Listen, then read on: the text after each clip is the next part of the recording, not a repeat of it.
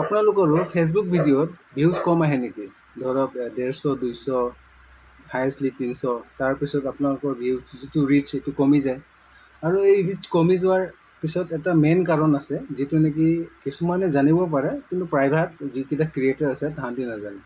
আৰু সেইটো হৈছে কি, যেতিয়া আমি ৰিলছ ভিডিঅ' বা যিকোনো এটা লং ভিডিঅ' আমি শ্বুট কৰাৰ পিছত বা এডিটিং কৰি শেষ হোৱাৰ পিছত যেতিয়া আমি ফেচবুকত ভিডিঅ'টো আপলোড কৰোঁ, আমি আপলোড কৰাৰ সময়ত কিছুমান এনেকুৱা এটা ছেটিং আছে, সেই ছেটিংটো যদি অন নকৰে আপোনাৰ মানে কি হয়, ভিউজটো বহুত কম আহে আৰু ৰিচটো ইমান নাপায়। আৰু যদি জানিব বিচাৰিছে কি ছেটিং হয়, তেতিয়াহ'লে বলক মোবাইলৰ স্ক্ৰীণত মই আপোনালোকক দেখাই আছোঁ। চ' গাইজ, আমি আহি গ'লোঁ মোবাইলৰ স্ক্ৰীণত। ইয়াত মই যিকোনো এটা মোৰ ৰেণ্ডম ভিডিঅ' এটা লৈ থ'লোঁ। এতিয়া আপোনালোকে ওপৰত চাব, ইয়াত আপোনালোকে লিখা আছে হোৱাটছ অন ইয়'ৰ মাইণ্ড। ঠিক আছে, ইয়াত আপোনালোকে ভিডিঅ' আপুনি কোনটো বিষয়ত ভিডিঅ' বনাইছে সেইটো বিষয়ত আপোনালোকে টাইটেল লিখি ল'ব। ঠিক আছে, টাইটেল লিখাৰ পিছত এই কোনাত দেখিছে না নেক্সট, ইয়াত ক্লিক। তাৰপিছত ইয়াত আকৌ মানে যিটো টাইটেল লিখিছিলে ইয়াত কপি পেষ্ট কৰিবও পাৰে। তাৰপিছত ইয়াত আকৌ লিখিব টাইটেলটো। ইয়াত তাৰপিছত টাইটেলটো লিখাৰ পিছত হেছটেগ লগাই দিব। ঠিক আছে, হেছটেগ লগোৱাৰ পিছত আপোনালোকে টাইটেলটো লগোৱাৰ পিছত এনেকৈ স্ক্ৰল কৰিব।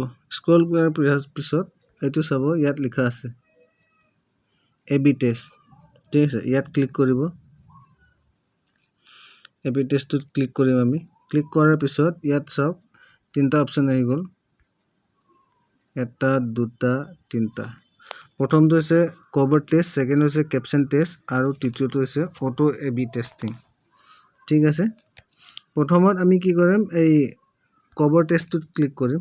কভাৰ টেষ্টটোত মানে কি হয়, আপুনি ইয়াৰ পৰা যিকোনো এটা ধৰক কভাৰটো মানে প্ৰফাইল, আপোনাৰ যিটো থাম্বনেইল হ'ব ভিডিঅ'টোৰ, যেনেকৈ আপোনাৰ মানে ফেচবুকত আপুনি ভিডিঅ'টো আপলোড কৰাৰ পিছত অডিয়েঞ্চৰ ওচৰত, ভিউৱাৰ্ছৰ ওচৰত কোনটো মানে কভাৰটো যাব, কোনটো থাম্বনেইল দেখা পাব, সেইটো ইয়াৰ পৰা আমি চুজ কৰিলোঁ।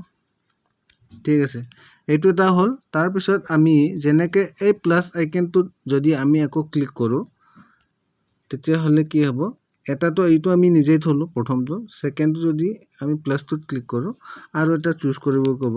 ঠিক আছে, এটা আমি কৰিম এড ফ্ৰম গেলেৰী কৰিম। ইয়াৰ পৰা মই যিকোনো এটা চুজ কৰিলোঁ, সেইটো হৈ গ'ল। তাৰপিছত এতিয়া আমি এই ওপৰত লিখা আছে না ডান, ডানটোত ক্লিক কৰিলোঁ। ক্লিক কৰাৰ পিছত এইটো কভাৰ টেষ্টিংটো হৈ গ'ল। ঠিক আছে, কভাৰ টেষ্টিং হ'ল।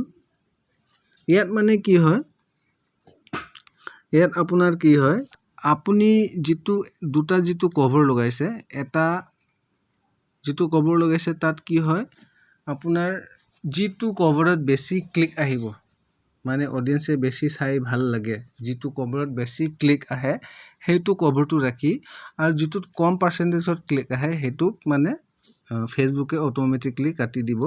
আৰু যিটো আপোনাৰ দুটা কভাৰৰ ভিতৰত যিটোত বেছি ক্লিক আহিছে সেইটো ফেচবুকে থৈ দিব। আৰু ছেকেণ্ডটো হৈছে কেপশ্যন টেষ্ট।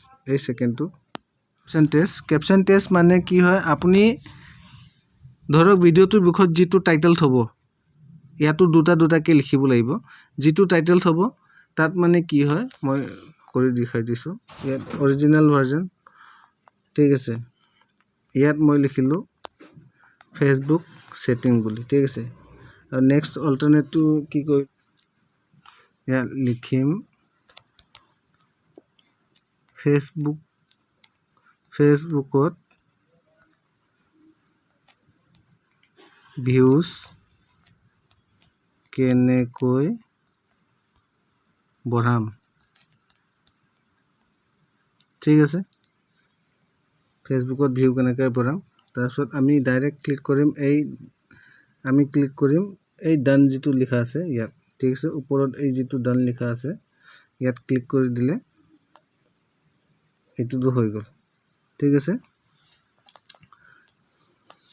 আৰু সেম তেনেকৈ প্ৰচেছ, যিটো আপোনাৰ কি হয়, এই কেপশ্যন টেষ্টটো, যিটো কেপশ্যন কেপশ্যনত বেছি অডিয়েঞ্চে ক্লিক কৰিব সেই কেপশ্যনটো থৈ কিনি আৰু যিটোত কম ক্লিক আহে সেইটো মানে আপোনাৰ ফেচবুকে কাটি দিব। চ' গাইজ আপোনালোকে এই ছেটিংটো চাই কিনি কৰি ল'ব। এই ছেটিংটো কৰি ল'লে আপোনাৰ ৰিচ বাঢ়িব আৰু ফলোৱাৰো বাঢ়িব। আৰু যদি আপোনালোকে মোৰ এই ভিডিঅ'টো চাই কিবা এটা শিকিব পাৰিছে বা ভাল লাগিছে তেতিয়াহ'লে মোৰ প্ৰফাইলটো ফ'ল' কৰি দিব। আৰু যদি ইউটিউবত চাই আছে তেতিয়াহ'লে প্লিজ এটা ছাবস্ক্ৰাইব কৰি দিব।